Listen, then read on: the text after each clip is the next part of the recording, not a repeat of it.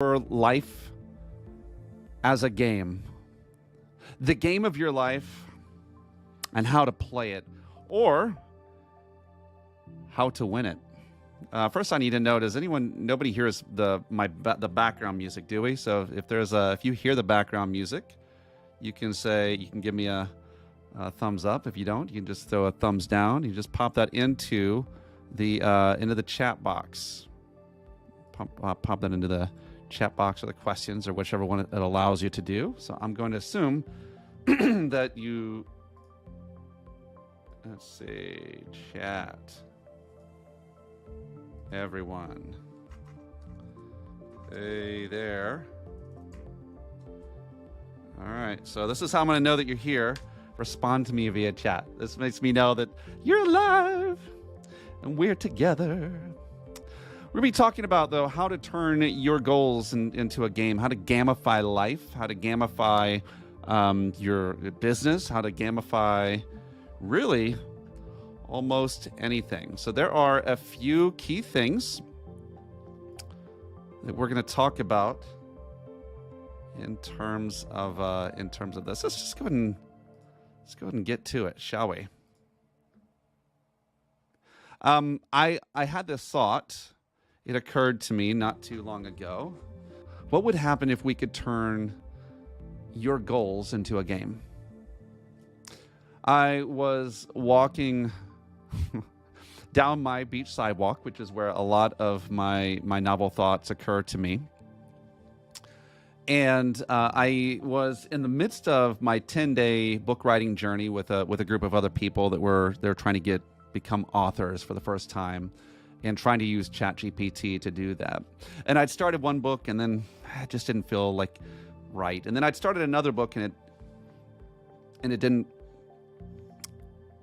It started, but it didn't. Nothing. It just, I don't know. You ever have that time where maybe you try something, but it's just not moving? You don't have the mojo for some reason. You're there, but it's just not happening. Well, that was what was happening for me. And one day, I happened to be out for a walk on the beach sidewalk, and it's almost like a download happened. It's like instantly I had this idea occur to me, and within moments, had a book outline written and all kinds of things. But the truth of it is, I don't know. It was a moment of inspiration, and so you guys are really the first to hear about it and the first to receive it. But the thought had occurred to me, and it was this: how many children across America today, right now, this very moment, are trying to lose weight, trying to get in shape, trying to build muscle, trying to release endorphins, oxytocin, and trying to, become physically and mentally fit by playing on playgrounds? How many kids are doing that right now? My answer is 0.0. No kids are doing that. No kids are doing that. But how many kids are playing on playgrounds? And as a result of their play, they're losing weight. They're burning fat. They're building muscle. They're releasing endorphins and they're oxytocin, serotonin. They're chemically balancing their bodies. And because of that, their brains are sharper and everything. How many kids are doing that? Thousands. I was a school teacher until 2002. So from 98 to 2002, I was a school teacher.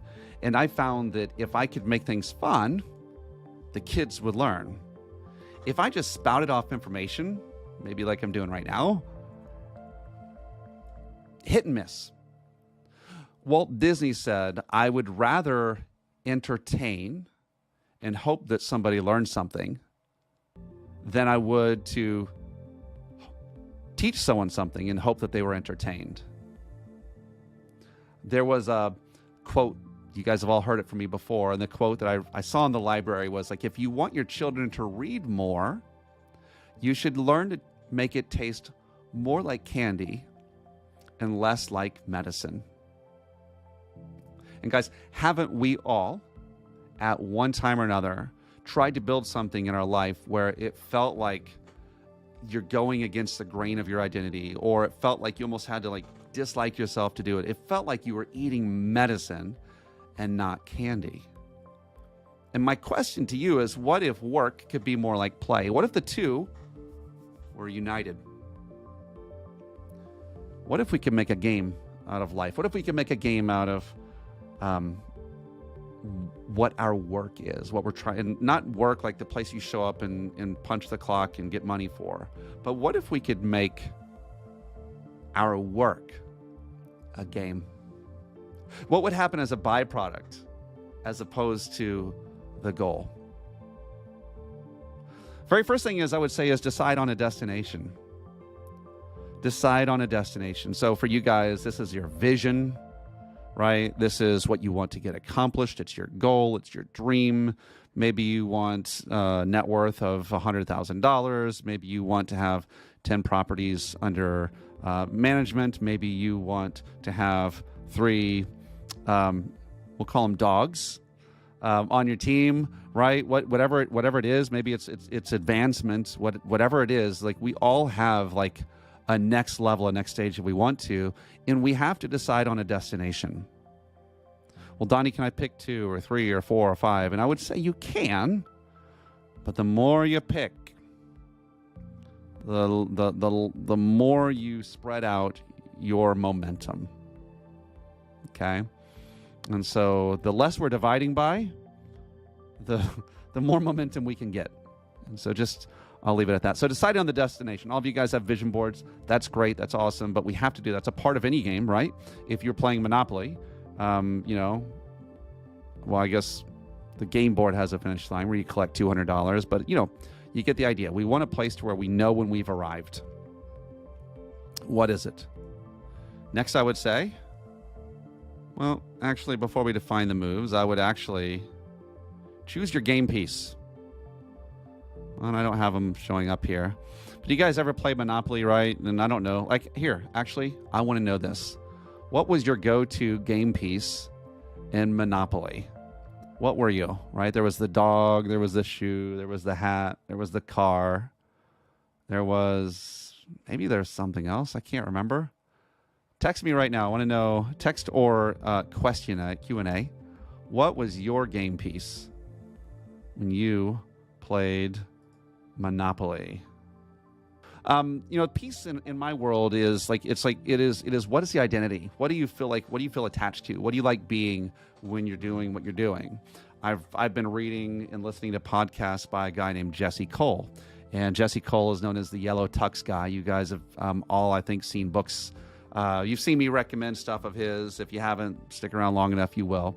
But his whole thing is like, how can I provide a unique experience? And he literally, so he runs a team called the Savannah Bananas, a baseball team in Savannah, that their whole deal was to make baseball fun again.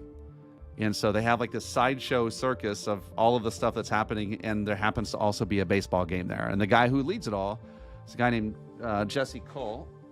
I don't have his book with me here. But he wears a big yellow tuxedo and a yellow top hat. And for him, that's the piece that he likes to be. Right? He wants to be that funny guy, the fun guy that's just doing things other people won't.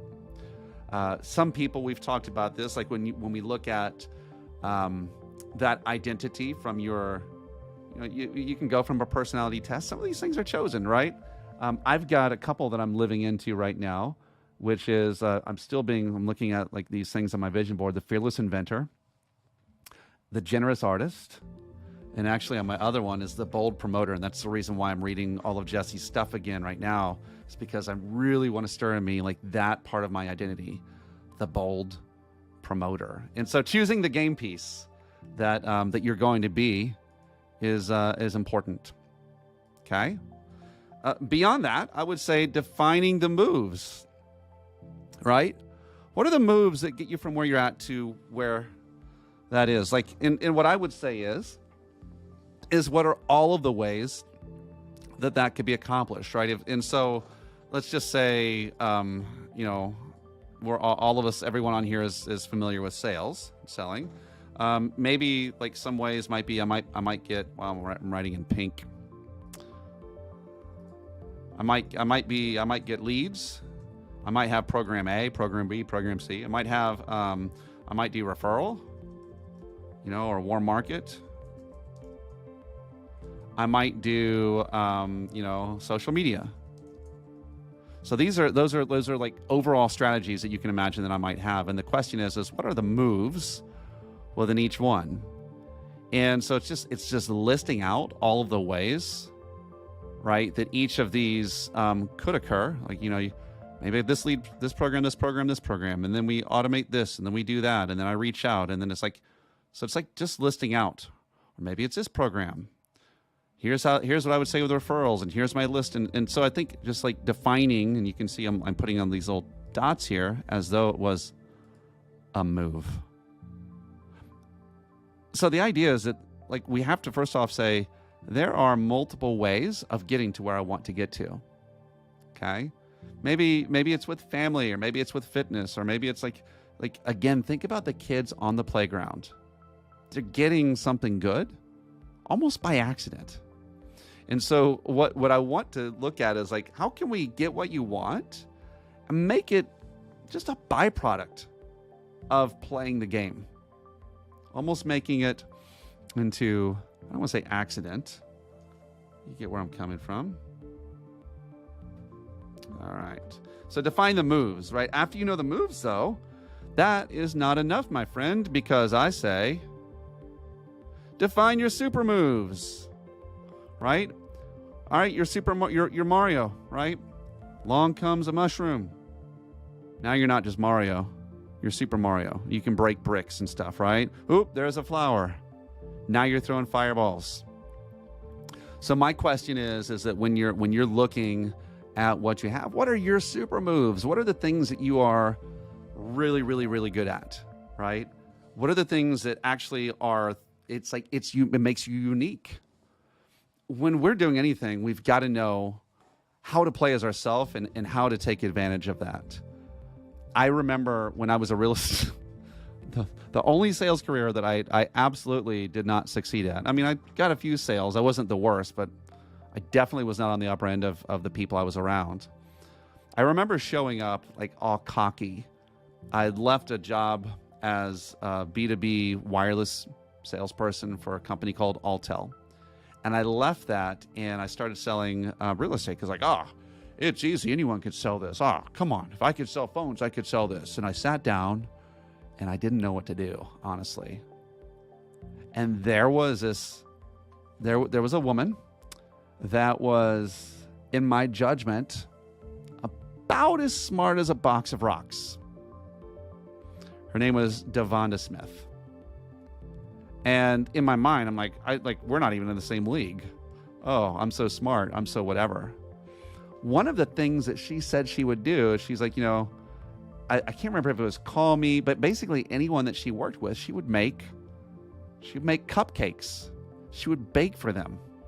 And I think she even had that on her, one of her slogans was, I'll make you a pie. It was like, she sold at least 10 times more than me.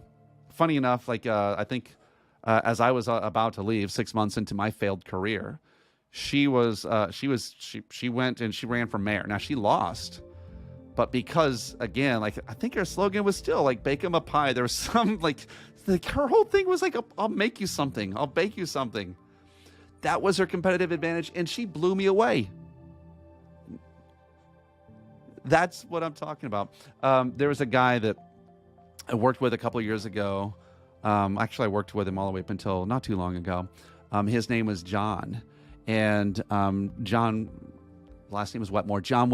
He was really not great at a lot of things, but he was really good at, he was doing about as much as he could with work, but he was like Superman with systems. And it was almost like he just needed permission to create systems and to engineer those things. And what happened was this guy literally, he 10x'd his business. It was less than a year, his business grew by 10 because he found out and figured out his super move. Now, he couldn't stop doing the regular move. He still had to do the regular move, but he did his super move. So I'm going to ask you, what is your super move? And to ask you that, like, you really have to take inventory of saying, like, well, what's like unique about me as a human being? What's unique about the way I think? What's unique about my approach? What's unique about my values? Now we're getting into it. What do you value? What's unique about your skills? What skills do you have that you're 10 times better at than anyone else? Maybe it's just a couple skills. It's fine. What are they? For me, I really like to create intrigue with, by the way that I send people, certain items. That's like, I just love to prospect that way. It just makes me feel great. That's one of my unique talents. Some people don't have that. So don't play like me, play like you. And so I would just ask, what are those things that you do exceptionally well? And there's multiple arenas. And so when you go through and take inventory, just everything, like in terms of how you run your family, in terms of how you run your life, in terms of how your health is, in terms of how your finances or your business or your spiritual life or any of those things, you just put it all out. And what happens is oftentimes you'll see some things that overlap. And if you're not being modest, you'll see some things that that you're great at.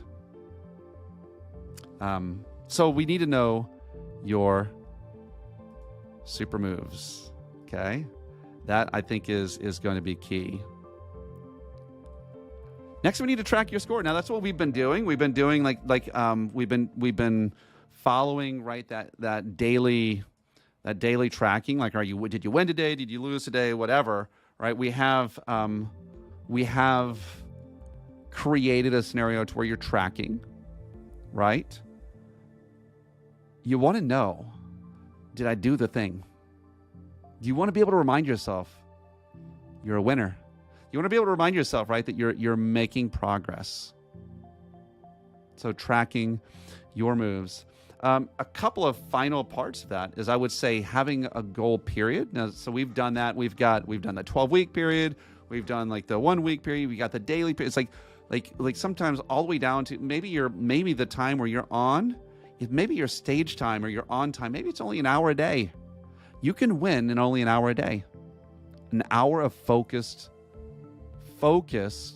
attention towards what you're doing, especially if we're open to our super moves. So think about this, right?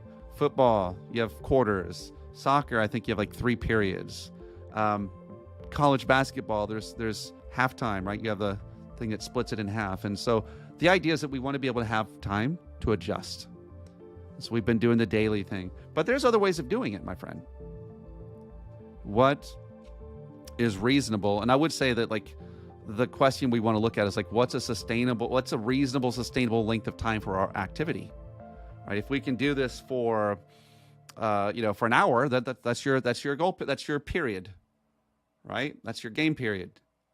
I really believe if you look at most research, you're going to find that if you are on, if it's laser focus and it involves other people and that kind of thing, you really are talking about a 45-minute stretch of time where you can give ultimate focus before you should take a 5 to 10 minute break.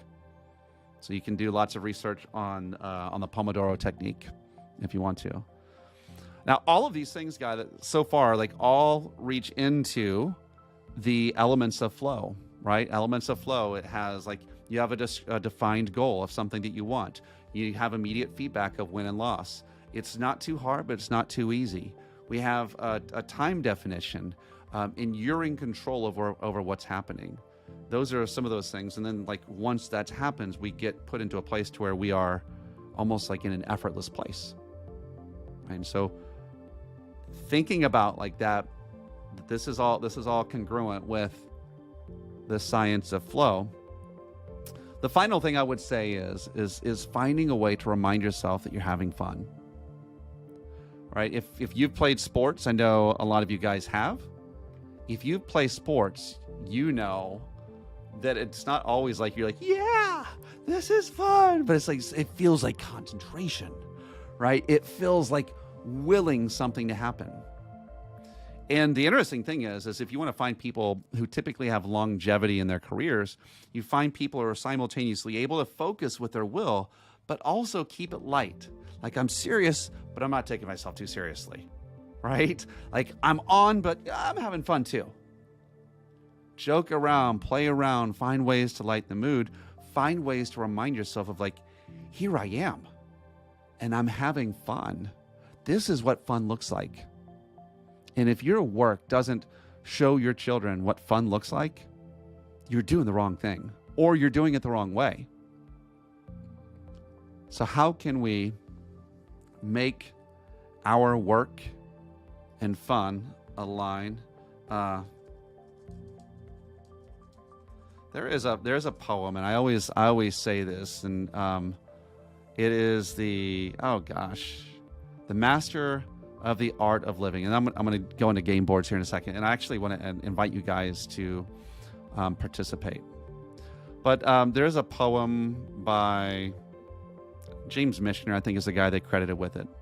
And it goes like this: the master in the art of living makes little distinction between his work and his play, his labor and his leisure, his mind and his body, his education and his recreation, his love and his religion. He hardly knows which is which. He simply pursues his vision of excellence at whatever he does, leaving others to decide whether he is working or playing. To him, he's always doing both.